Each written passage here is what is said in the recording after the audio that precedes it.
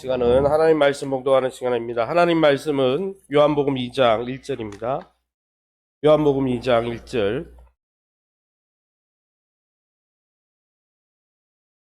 찾으셔서 저와 여러분이 한 절씩 교독합니다. 요한복음 2장 1절 12절. 우선 1절에서 5절까지 먼저 한 절씩 교독합니다. 신약성경 144쪽에 있습니다. 사흘째 되던 날 갈릴리 가나에 혼례가 있어 예수의 어머니도 거기 계시고 예수와 그 제자들도 혼례의 청함을 받았더니 포도주가 떨어진지라 예수의 어머니가 예수에게 이르되 저들에게 포도주가 없다 하니 예수께서 이르시되 내 때가 아직 이르지 아니하였나이다. 그의 어머니가 하인들에게 이르되 너희에게 무슨 말씀을 하시든지 그대로 하라 하니라. 11절입니다. 예수께서 이 첫 표적을 갈릴리 가나에서 행하여 그의 영광을 나타내심에 제자들이 그를 믿으니라. 아멘. 옆사람 축복합니다. 예수님 안에 기쁨이 있습니다. 예수님을 만나세요. 아멘. 오늘은 요한복음 2장 1절에 12절 말씀 가지고 첫 번째 표적이라는 제목으로 말씀을 함께 나누기 원합니다. 오늘 성경에 보면 예수님의 일행이 세례 요한이 세례 베푸던 이 남유다 사역을 접고 이제 갈릴리 가나로 이동하시는 장면이 나오고 있습니다. 그래서 요한복음 2장 1절과 2절에는 사흘째 되던 날 갈릴리 가나에 가셨다는 것이 오늘 성경에 나오고 있습니다. 바야흐로 이 남쪽에서 하던 사역을 남쪽에서 어떤 사역을 하셨습니까? 세례 요한의 증언을 통해서 거의 세례 요한의 제자들 다 흡수하셨죠. 흡수라니까 좀 그렇지만은 세례 요한의 도움을 받아서 제자를 모집한 그 사역을 다 끝내고 이제 본격적으로 북쪽 갈릴리에 가셔서 예수님이 사역을 이제 시작하시는 장면이죠. 특히 오늘 첫 번째 표적인 오늘 2장의 표적과 4장에 나오는 두 번째 표적 모두가 이 갈릴리 가나에서 일어났다는 것을 생각하면 이 가나는 중요한 도시인 것 같습니다. 게다가 오늘 읽은 바로 앞 본문에 보면 마지막에 누구를 제자로 불렀습니까? 나다나엘을 불렀습니다. 이 나다나엘의 고향이 어디입니까? 가나입니다. 그러기 여러분 이 가나라는 지명으로 바로 앞 본문과 뒷 본문이 또 그 다음 표적이 이렇게 하나로 뭉쳐지고 있죠. 이렇게 장소적인 연결점 외에도 사도 요한은 시간적으로 바로 앞 본문과 이 본문을 연결시키고 있습니다. 무슨 말입니까? 오늘 본문에 보니까 사흘째 되던 날 이렇게 설명하고 있습니다. 카운트를 하고 있다는 말이죠. 뒤에는 그런 말이 없어요. 사흘째 이런 말이 없어요. 정확하게 이야기하면 이 사도 요한은 의도적으로 카운트를 시작했다는 거죠. 요한복음 1장 29절부터 카운트를 시작했는데요. 요한복음 1장 29절에 이튿날 요한이 이렇게 나왔고 35절에 또 이튿날 요한이 그리고 43절에는 이튿날 예수님께서 이렇게 계속 카운트를 하고 있는 거죠. 카운트 첫날이 언제입니까? 29절 바로 앞구절에 나오는 세례 요한이 드디어 나타나서 예수님이 메시아다. 나사렛 예수가 바로 너희가 기다리는 구원자다. 이렇게 외친 날을 첫날로 잡고 그 이튿날 예수님이 자기에게 나올 때 세상 죄를 지고 가는 하나님의 어린 양이다. 첫째 날, 이튿날, 그리고 또 이튿날 자기 중 두 제자에게 저 사람이 어린 양이야 가봐. 3일이 지난 거죠. 이튿날이니까. 또 그 다음 이튿날 예수님이 갈릴리로 나가서 빌립을 불러왔으니까 4일이 지난 거죠. 예수님을 소개한 그 사역, 예수님이 세례 요한을 통해서 증거받으시면서 사역을 시작한 지 4일이 지났어요. 4일 지나고 이제는 북쪽으로 와가지고 3일이니까 하나, 둘, 셋, 7일이에요. 목사님 그게 뭐 그래 중요한데요. 사도 요한이 의도적으로 7일을 강조하는 거죠. 7일째, 예수님이 사역한 7일째 가나안 혼인잔치의 역사가 있었다는 거예요. 7일은 유대인들에게는 굉장히 중요한 날입니다. 왜냐하면 7일째 안식일이기 때문입니다. 7일이 바로 안식일이기 때문이에요. 그러니까 예수님의 사역이 7일째 되는 날 가나안 혼인잔치를 소개하는 사도 요한의 이유가 뭡니까? 유대인들이 안식하지만은 진짜 안식은 예수님이 주시고 예수님이 주시는 안식이 바로 가나안 혼인잔치와 같은 안식이다. 이걸 말씀해 주는 것이죠. 그러면 여러분 세례 요한이 소개하고 세례 요한의 제자들이 만났던 나사렛 예수 그리스도 그분이 여시는 시대 그분이 여시는 구원은 어떤 구원입니까? 주님이 주시는 안식은 어떤 안식입니까? 오늘 본문을 통해서 우리가 만나는 예수 그리스도는 바로 어떤 분이십니까? 오늘 성경을 통해서 알 수 있는 것 첫 번째는 예수 그리스도는 하나님 아버지의 목적과 계획대로 역사하시는 분으로 합력해서 선을 이루신다는 것이죠. 할렐루야. 다시 오늘 본문은 어디에서 이야기가 전개되고 있습니까? 북쪽 갈릴리 가나 한 예식장에서 사건을 소개하고 있습니다. 이 예식장에 누가 갔습니까? 성경 본문에 우리가 읽어보면 1장 2절에 1장 1, 2절에 보니까 앞에 본문에 예수의 어머니도 가셨고 예수님도 가셨고 예수님의 제자도 그 혼인잔치에 초대장을 받았다는 거예요. 요즘 호텔에서 하는 그 결혼식에는 초대받은 사람만 갈 수 있다면서요. 아무나 못 간다 하더라고요. 이때도 그랬나 봐요. 초대장을 받았는데 예수님 제자들까지 간 거예요. 예수님의 제자들은 누굽니까? 바로 1장에서 세례 요한의 증거를 통해서 모집한, 어떻게 보면 세례 요한의 제자였는데 예수님의 제자로 올라가게 된 안드레, 베드로, 빌립, 나다나엘, 그리고 익명으로 처리된 바로 오늘 복음서를 기록하는 사도 요한, 이 5명이 예수님과 동행했다는 거예요. 12제자가 뽑힌 시절이 아니에요. 이 나사렛 출신인 예수님은 나사렛 출신이죠. 마리아도 나사렛 출신이에요. 가나 출신이 아니에요. 보통 당시 혼례 예식상 마을 손님을 초대하지 멀리 있는 다른 마을에 있는 사람을 초대하지 않습니다. 그런데 나사렛 출신인 이 예수님과 모친과 제자들이 가나에 초대된 걸로 보아서 아마 혼주 측과 예수님의 어머니가 혈연관계에 있는 것으로 보입니다. 당시의 결혼식은 지금도 터키 지역에 가면, 나중에 우리도 성기순례를 가야 되는데 성기순례 가면 터키 지역에는 날씨가 더우니까 호텔을 빌려놓고 밤마다 해요. 한 일주일 합니다. 아, 목사님, 우리는 하루 하기도 힘든데 거기 일주일 해요. 당시에도 일주일 정도 결혼식이 지속되었죠.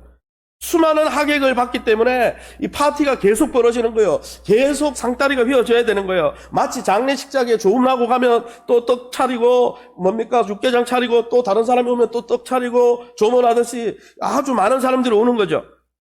일주일 내도록 결혼한 부부를 축복하는 것입니다. 또 당시에는 온 마을 사람들이 다 초대받았다는 거예요. 생각해보세요. 일주일 동안 차려야 되고 온 마을 사람이 왔으면 하객을 위해서 얼마나 음식 준비를 철저하게 해야 되겠습니까?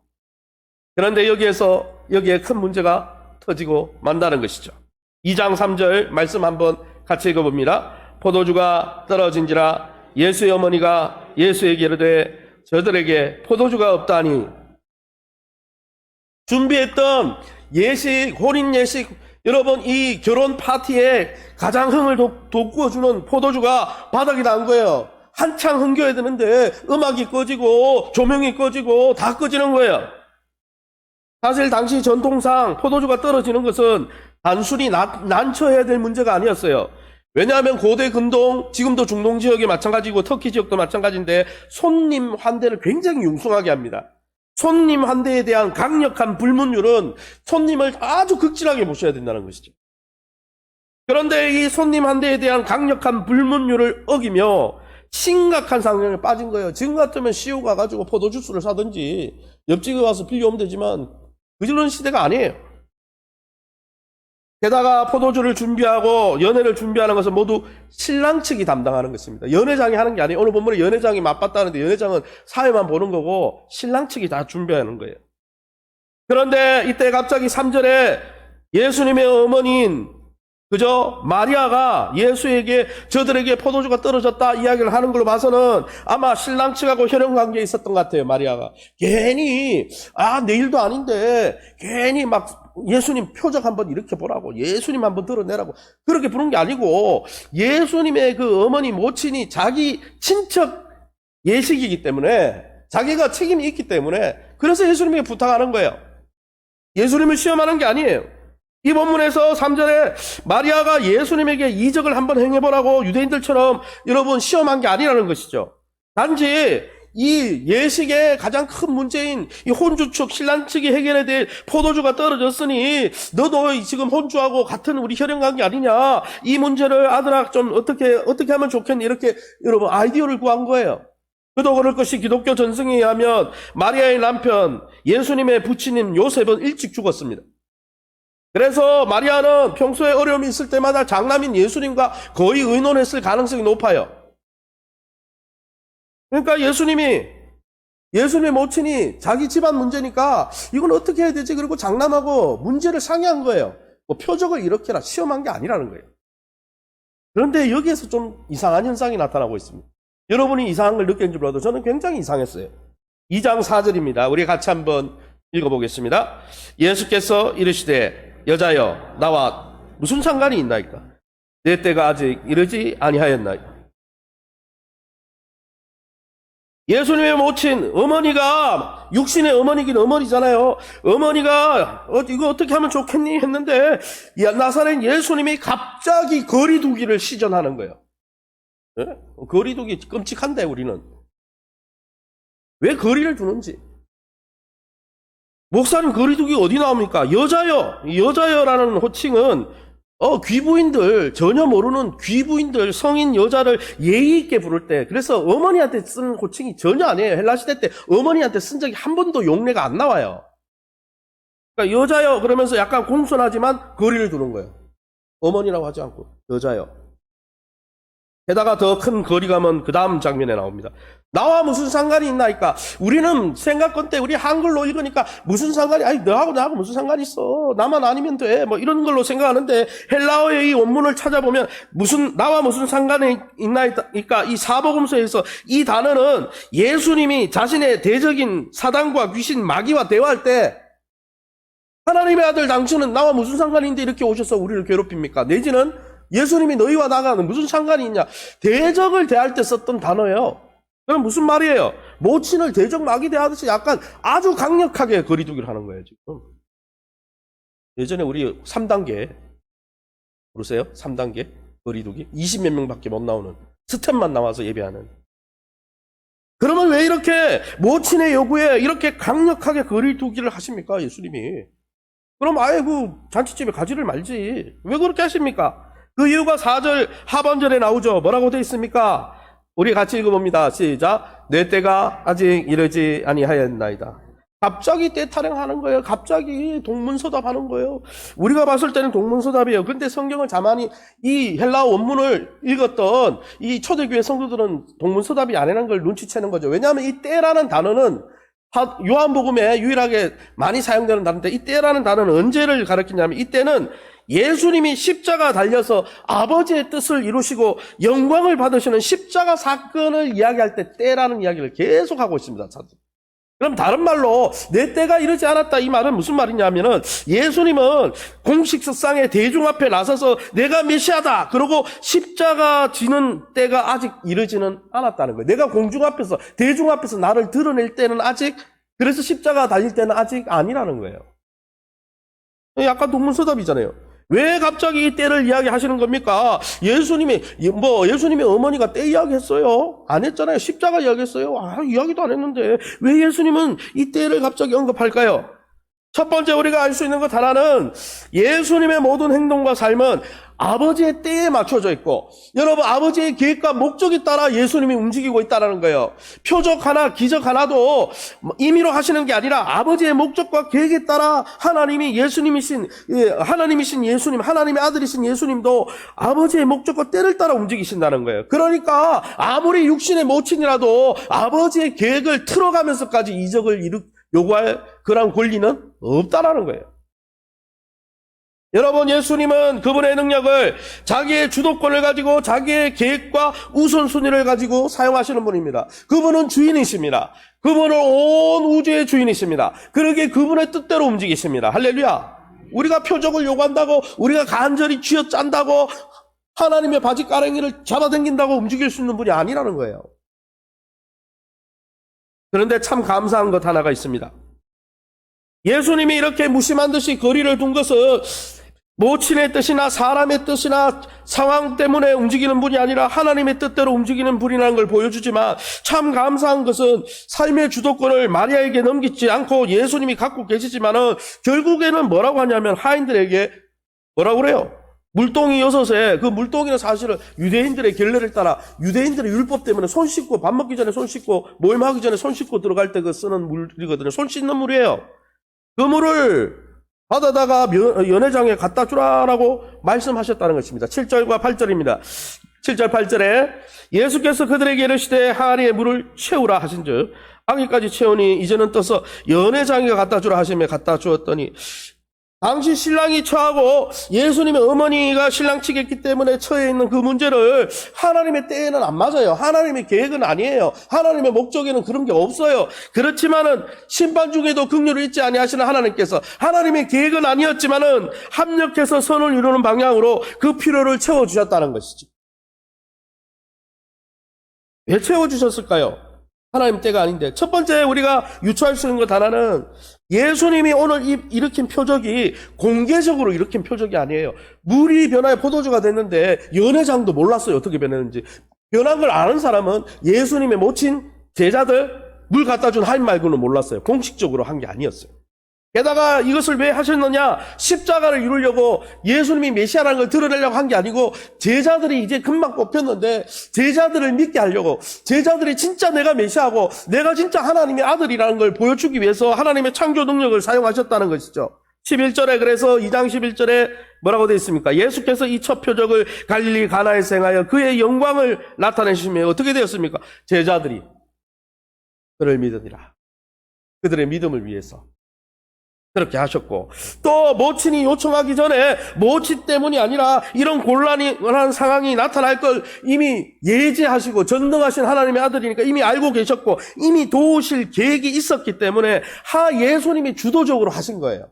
괜히 마리아 때문에 한 게 아니고 예수님은 이미 그런 계획이 있었던 거예요. 그리고 제자들의 믿음을 위해서 공개적으로는 아니지만 비공식적으로 기적을 일으켜서 제자들이라도 믿을 수 있도록 또 그렇게 이렇게 해가지고 모친의 혈연 관계에 있는 사람들의 어려움을 극복할 수 있도록 배려해 주셨다는 거예요. 어쨌든 이렇게 가나 표적은 예수님의 주도적인 결정하에 이루어진 일이라는 것이죠. 그 예수님의 주도적인 결정 때문에 혼인잔치가 계속 기쁨이 유지될 수 있었습니다. 사람들은 아무도 포도주가 끊어진지도 몰랐어요. 단지 알았던 건 뭐냐 하면 나중에 나온 포도주가 맛이 더 있고 극상품이다. 어떻게 이렇게 맛있는 포도주가 끝까지 더 좋은 게 나올 수 있냐. 그냥 그런 평가만 하고 있다는 것이죠. 사랑하는 성도 여러분, 우리가 이 본문을 통해서 우리가 하나 기억해야 할 것은 있습니다. 아무리 육신의 모친인 마리아가 요청을 해도 예수님은 아버지의 정하신 시간과 계획표에 따라 일하시는 분이십니다. 할렐루야. 주님은 오늘도 하나님의 우선순위를 따라 하나님의 시간표를 따라 역사하십니다. 그러니까 때로는 아무리 모친 마리아가 이것 좀 도와주세요 해도 여자요, 나와 상관이 없습니다. 때로는 우리와 거리 두기를 하는 것처럼 보일 때가 있다는 것이죠. 하나님을 믿지만 하나님이 이렇게 해줬으면 좋겠지만 하나님은 하나님의 계획표대로 하나님의 가장 좋은 때대로 움직이고 계시기 때문에 때로는 내가 원하는 때에 내가 원하는 시간에 내가 원했던 그런 모습이 안 나타날 때가 있다는 거예요. 그때라도 우리는 어떻게 해야 됩니까? 마리아처럼 행동해야 된다는 거예요. 마리아가 어떻게 했습니까? 예수님이 여자여 그러고 거리두기 하는데도 뭐라 그래요? 나중에 하인들에게 뭐라고 합니까? 주가 시키는 대로 다 해라. 뭘 하는 거예요? 하나님을 믿지만은 내가 원하지 않는 상황이 마주쳤지만은 하나님은 가장 좋은 방식으로 일하실 거야. 하나님은 합력해서 선을 이루는 방식으로 나는 하나님의 목적 몰라, 하나님의 때도 몰라, 하나님의 계획도 몰라. 그러나 하나님은 좋은 것을 우리에게 주실 거야. 그걸 믿었다는 것이죠. 사랑하는 성도 여러분, 우리가 가끔 우리의 어려운 문제를 모친 마리아처럼 들고 나갈 때에 우리는 예수님이 이렇게 해결해 주셔야 진짜 좋은 예수님이다. 우리 스스로 계획을 세워놓고 예수님 이렇게 움직이세요. 예수님을 조정하려고 할 때가 있어요. 그러나 예수님은 우리의 계획과 전혀 다르게 움직이십니다. 하나님의 계획대로 움직이시는 거예요. 그때 우리는 마리아처럼 그런 우리가 원하지 않았던 상황이라도 믿음을 발휘하며 합력해서 좋은 것을 줄 알고 순종하면서 하나님이 마음껏 좋은 방법으로 역사할 수 있도록 우리의 인생과 시간표를 위탁해 드려야 된다는 거예요. 하나님이 마음껏 역사하시도록 내어드리며 하나님이 합력해서 선을 이루어 주신다는 것이죠. 그러게 눈앞에 보이는 거 가지고 내 잣대로 내 중심으로 세상이 안 움직인다고. 세상은 원래 우리 중심으로 움직이는 게 아니에요. 그거는 갓난아기가 태어나면 자기가 절대자인 줄 알고 상담을 배워보니까 어릴 적에 엄마가 조금만 울면은 입에 넣어주고 조금만 하면은 막 이렇게 갈아주고 하니까 자기가 절대자로 착각한대요. 근데 그런 습성이 계속 된대요. 그래가지고 이게 안 바뀌면 인생살이가 어려운 거죠. 인생이 다 내 중심으로 돌아간다. 거기서 못 벗어나면 이제 어른이 못 되는 거예요. 그러나 여러분, 이 세상은 하나님의 뜻대로 움직이고 있습니다. 그런데 하나님의 그 뜻과 계획은 합력해서 우리에게 좋은 것을 주시는 것입니다. 그것을 믿고 믿음으로 인내하며 하나님의 때까지 기다리시기를 예수님 이름으로 축원합니다. 그러면 여러분, 예수님이 하나님의 때, 하나님의 목적대로 이루는 일, 지금은 때가 아닙니다 라고 처음에 거부했잖아요. 상처받을 수도 있잖아요, 어머니가. 갑자기 거리두기 하니까. 평소에는 잘 도와주더니 제가 왜 저래? 그러면 하나님의 목적과 하나님의 때와 방법으로 이루시는 그 일은 우리에게 어떤 의미가 있습니까? 두 번째 우리가 알 수 있는 것 하나는 예수님이 물로 포도주를 만드사 우리의 궁핍함과 공고함을 즐거움과 풍성함으로 바꾸어 주시듯이, 우리의 환경을 바꾸어 주시듯이 예수님은 예수님의 보혈로 우리의 영적 환경을 바꾸시고 영적 어린 양의 혼인잔치에 참여하게 하여서 영적인 큰 어린 양의 혼인잔치에 큰 기쁨을 누리게 하시려고 그것을 위해서 지금도 일하고 계시다는 것이죠. 요한복음 2장 9절에 10절 우리 같이 한번 읽어봅니다. 같이 읽습니다. 연회장은 물로 된 포도주를 맛보고도 어디서 났는지 알지 못하되 물 또한 하인들을 알더라. 연회장이 신랑을 불러 말하되 사람마다 먼저 좋은 포도주를 내고 취한 후에 낮은 것을 내거늘 그대는 지금까지 좋은 포도주를 두었도다 하니라. 연회장의 평가가 뭡니까? 예수님의 기적과 예수님 안에서 안식과 예수님 안에 있을 때 어떤 일이 일어난다는 거예요. 연회장도 이야기했다는 거예요. 이런 극상품 포도주는 지금 내놓을 게 아니야. 그런데 어떻게 이런 게 나왔지? 예수님이 만든 거예요. 그런데 몰랐어요, 아무도. 많은 사람들이 이야기합니다. 예수 믿고 신앙생활하면 유대교 믿는 것처럼. 유대교는 어떻습니까? 또 우리의 전통과 유교와 세상에 하나님 없는 종교들은 어떻습니까? 율법으로 각종 쪼는 유대인의 결례처럼 아까 물동이 그건 왜 있어요? 율법을 지키려고. 먹을 때마다 한 번 먹을 때마다 계속 씻어야 돼. 자꾸 종살이 시키죠. 자꾸 올가매죠. 그래서 많은 사람들이 착각하는 거예요. 예수 믿고 하나님 믿어도 하나님은 따분한 분이야. 하나님은 우리를 종살이 시킬 거야. 우리에게 자유를 빼앗아 갈 거야. 사단이 자꾸 그런 편견을 넣어주는 거죠. 그러나 여러분, 하나님이 따분하고 생기 없는 분이라고 염려하지 마시기 바랍니다. 절대 따분하고 생기 없는 분이 아니에요. 오늘 본문을 보세요. 예수님이 만드신 이 포도주가 얼마나 최상품이었던지 연회장 이걸 맛보고 막 누구를 칭찬했어요? 예수님 칭찬해야 되는데 누구를 칭찬했어요? 막 신랑을 불러가지고 따봉 완더풀, 풀 중에는 완더풀, 야 이렇게 막 한 거예요.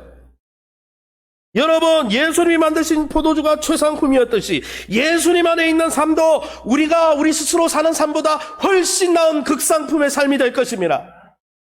여러분이 그러게 여러분의 삶의 인생의 포도주가 다 동난 다음에 예수님 우리 집에 기쁨, 포도주는 기쁨이잖아요. 잔치집에 포도주 없으면 술 없으면 기쁨이 아니잖아요. 내 인생의 기쁨이 다 바닥났어요. 이제 와서 채워주세요 하지 말고 동나기 전부터 가가지고 하나님의 극상품, 하나님이 주시는 극상품 포도주, 하나님이 주시는 극상품의 기쁨을 예수 그리스도 안에서 맛보시기 바랍니다. 주님은 이 기쁨을 주기 위해서 오셨다는 거예요. 그래서 첫 번째 표적을 사도 요한이 혼인잔치를 들고 있는 거예요. 그 혼인잔치에 포도주를 만들고, 포도주가 뭡니까? 흥이잖아요. 기쁨이잖아요. 사랑하는 성도 여러분, 예수님은 지금도 우리 인생 가운데 포도주가 모자라 인생의 기쁨을 잊어버리고 우리의 인생 가운데 깊숙이 찾아오셔서 세상이 줄 수 없는 만족과 기쁨을 주시는 분이십니다. 할렐루야. 내 삶에 들어오셔서 텅 빈 우리의 삶을 풍성하게 채워주시고, 수치스럽고, 여러분, 포도주가 없어서, 만약 신랑 측이 그냥 포도주 없는 대로 끝났으면 어떻게 됐어요? 얼마나 많은 수치와 비난을 받았겠습니까? 그러기 여러분, 텅 빈 삶을 풍성하게, 수치스러운 삶을 칭찬받고 칭송받는 삶으로 바꾸어 주시는 것이 바로 우리 예수님의 역사고, 예수님 안에 있는 삶이 바로 그런 칭송받는 삶이고, 바로 그런 생기가 넘치는 삶이고 흥이 넘치는 삶인 줄 믿으시고 그 은혜를 누리시기를 예수님의 이름으로 축원합니다. 그래서 예수님 안에, 하나님 안에 기도하고 말씀 보고 예배 드리는 거 지겨워. 진짜 좋은 거는 그 안에 다 들어앉았는데 그걸 모르고 세상에 가가지고 끼우끼우 그런 포도주는 그냥 바닥 나는 거예요, 중간에. 두 번째는 무엇입니까? 예수님은 가나 혼인잔치에 가 있는데, 가나 혼인잔치에 가 있으면서 예수님은 뭘 생각했냐면, 다가올 어린 양의 혼인잔치를 기억하시면서 우리를 초대하사 그 기쁨을 누리라 말씀하시는 것이죠. 왜 이 표적을 이렇게 했겠습니까? 왜 가나 표적입니까? 계시록 가나 혼인잔치입니까? 19장 9절 우리 같이 한 목소리로 읽어봅니다. 시작. 천사가 내게 말하기를 기록하라. 어린 양의 혼인잔치에 청함을 받은 자들은 복이 있도다 하고, 또 내게 말하되 이것은 하나님의 참되신 말씀이라 하기로.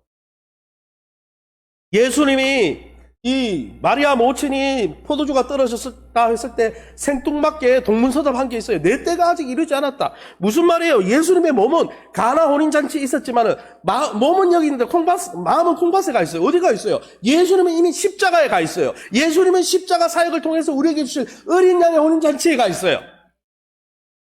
그래서 그 이야기 한 거예요. 미래를 내다보면서. 여러분, 만약에 오늘 성경에 나오는, 여러분, 예수님은 내 때 십자가 져야 되는데, 십자가 져가지고 저들에게 생명의 기쁨을 돌려줘야 되는데, 인생의 기쁨을 돌려줘야 되는데, 아버지와 함께하는 혼인잔치의 기쁨을 돌려줘야 되는데, 이것만 기억하고 있던 예수님이 그때가 십자가 위에서 아버지 뜻에 순종하시고, 영광을 돌리고, 십자가에 죽으시고, 부활하시는 것이 그때라면, 만약에 지금 혼인잔치, 가나 혼인잔치에서 떨어진 포도주를 봤을 때 예수님은 뭘 생각했을까요? 저는 이걸 상상해 봤어요. 예수님의 혼인잔치를 보며 어린 양의 혼인잔치를 계속 보고 계시다면, 여러분, 이 포도주가 떨어진 사실을 보고 왜 포도주를 만들어주시면 뭘 생각하셨을까요? 베드로전서 1장 18절 19절에 이렇게 되어 있습니다.